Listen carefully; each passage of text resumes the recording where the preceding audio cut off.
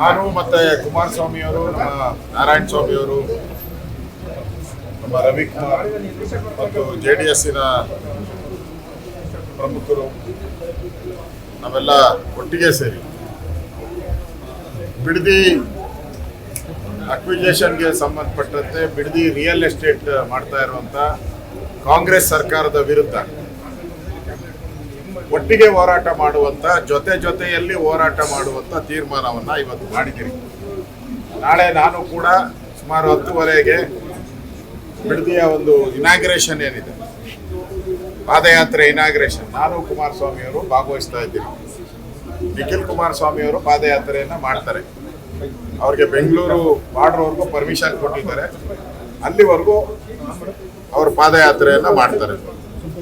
ಮತ್ತೆ ನಮ್ಮ ಎಲ್ಲ ಕಾರ್ಯಕರ್ತರಿಗೂ ಕರೆ ಕೊಡ್ತೀರಿ. ನಾವು ಕಾರ್ಯಕರ್ತರು ಕೂಡ ಇದರಲ್ಲಿ ಪಾದಯಾತ್ರೆಯಲ್ಲಿ ಸೇರ್ಕೊಳ್ಳಿ ಅನ್ನೋ ಕರೆಯನ್ನು BJP ಕಡೆಯಿಂದನೂ ನಾವು ಕೊಡ್ತಾ ಇದ್ದೀವಿ. ಅದಾದಮೇಲೆ ಬೆಂಗಳೂರಲ್ಲಿ ಈಗಾಗಲೇ BJPಯಿಂದ ಬಿಡದಿ ಹೋರಾಟದ ಒಂದು ದೊಡ್ಡ ಹೋರಾಟನೂ ಕೂಡ ಆಗಿದೆ. ನಾವು ಸಾವಿರಾರು ಜನ ಸೇರಿಸಿ ಫ್ರೀಡಂ ಪಾರ್ಕಲ್ಲಿ ಮಾಡಿದ್ದೀವಿ. ಅದೇ ರೀತಿ ಇನ್ನೊಂದು ಒಟ್ಟಿಗೆ ನಾವು ಮತ್ತು JDS ಒಟ್ಟಿಗೆ ಅಧಿವೇಶನ ನಡೆಯುವಂಥ ಸಂದರ್ಭದಲ್ಲಿ ಒಟ್ಟಿಗೆ ಒಂದು ಹೋರಾಟ ಮಾಡಬೇಕು ಅನ್ನೋ ತೀರ್ಮಾನವನ್ನು ಈಗ ನಾವು ಮಾಡಿದ್ದೀರಿ.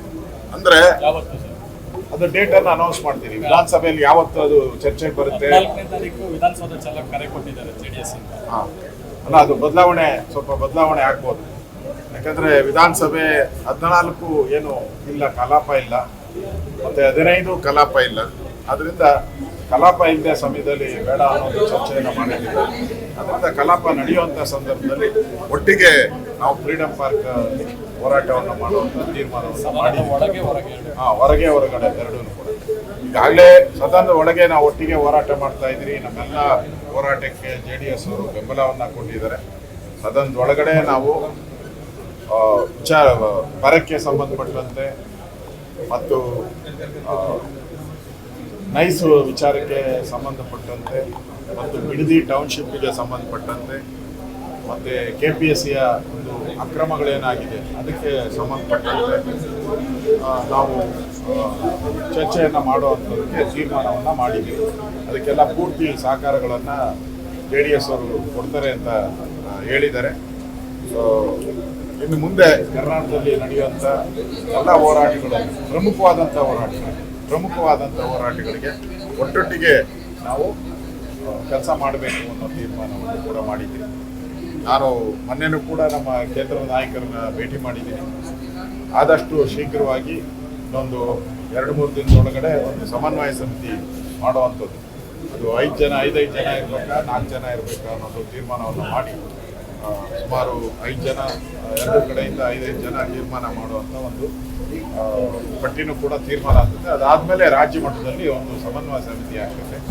ಅದರಲ್ಲಿ ಕೇಂದ್ರದ ಸಚಿವರು ಕೂಡ ಇರ್ತಾರೆ, ತೀರ್ಮಾನ ಆಗುತ್ತೆ. ಅದಾದಮೇಲೆ ಅದು ಉಳಿದಂತೆ ಜಿಲ್ಲಾ ಮಟ್ಟದಲ್ಲೂ ಕೂಡ ಒಟ್ಟಿಗೆ ಹೋರಾಟ ಮಾಡ್ತೀರಿ. ಇನ್ನು ಚುನಾವಣೆ ಹತ್ರ ಬರ್ತಾ ಇದೆ. ಅದರಿಂದ ಎಲ್ಲ ದೃಷ್ಟಿಯಿಂದ ಒಟ್ಟಿಗೆ ಹೋಗುವಂಥದ್ದಕ್ಕೆ ಇವತ್ತು ಕುಮಾರಸ್ವಾಮಿಯವರು ನಾವು ಎಲ್ಲರೂ ಕೂಡ ತೀರ್ಮಾನವನ್ನು ಮಾಡಿದ್ದೀವಿ. ನಮ್ಮ ರಾಜ್ಯದ ಅಧ್ಯಕ್ಷರು ವಿಜಯೇಂದ್ರ ಅವರು ಇವತ್ತು ತುರ್ತು ಕಾರ್ಯಕ್ರಮ ಇತ್ತು. ಅವರು ಶಿಕಾರಿಪುರದಲ್ಲಿ, ಅದಕ್ಕೋಸ್ಕರ ಶಿಕಾರಿಪುರಕ್ಕೆ ಹೋಗಿದ್ದಾರೆ ತುರ್ತು ಕಾರ್ಯಕ್ರಮಕ್ಕೋಸ್ಕರ. ಉಳಿದಂತೆ ಎಲ್ಲ ತೀರ್ಮಾನಗಳನ್ನು ನಾವು ಪಾರ್ಟಿಯಲ್ಲಿ ನಿನ್ನೆ ಚರ್ಚೆ ಮಾಡಿದ್ದೇವೆ. ಅದು ಚರ್ಚೆ ಮಾಡಿದಂಥ ಎಲ್ಲ ವಿಚಾರಗಳನ್ನು ಇವತ್ತು JDSನ ನಾಯಕರ ಜೊತೆ ಹಂಚಿಕೊಂಡಿದೆ.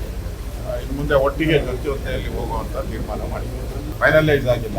ಯಾವ ವಿಚಾರ ತಗೊಬೇಕು ಅನ್ನೋದನ್ನ ಅಧಿವೇಶನ ನಡೆಯುವಂಥ ಸಂದರ್ಭದಲ್ಲಿ ನಾವು ಮತ್ತು ಸುರೇಶ್ ಬಾಬು ಇದ್ದಾರೆ ವಿಧಾನಸಭೆಯಲ್ಲಿ, ಮತ್ತು ಇಲ್ಲಿ ವಿಧಾನ ಪರಿಷತ್ತಲ್ಲಿ ನಾರಾಯಣ ಸ್ವಾಮಿಯವರು ಭೋಜಗೌಡರಿದ್ದಾರೆ. ಅಲ್ಲಿ ನಾವು ಒಟ್ಟಿಗೆ 4 ಜನ ಕೂತು ಅಧಿವೇಶನದ ಪ್ರಾರಂಭ. ಯಾಕಂದರೆ ಇನ್ನು ಸ್ಪೀಕರ್ ಎಲೆಕ್ಷನ್ ನಡಿಬೇಕು. ಅದರಿಂದ ಸಂತಾಪ ಸೂಚನೆ ಇದೆ. 2 ದಿನ ಇದರಲ್ಲಿ ಕಾಲ ಹೋಗೋದು. ಸರ್, ಜಂಟಿ ಶಾಸಕಾಂಗ ಸಭೆಯನ್ನು ಕರೆಯಲ್ವಾ? ಜಂಟಿ ಶಾಸಕಾಂಗ ಸಭೆ ಯೋಚನೆ ಮಾಡ್ತಾ ಇದ್ದೀವಿ.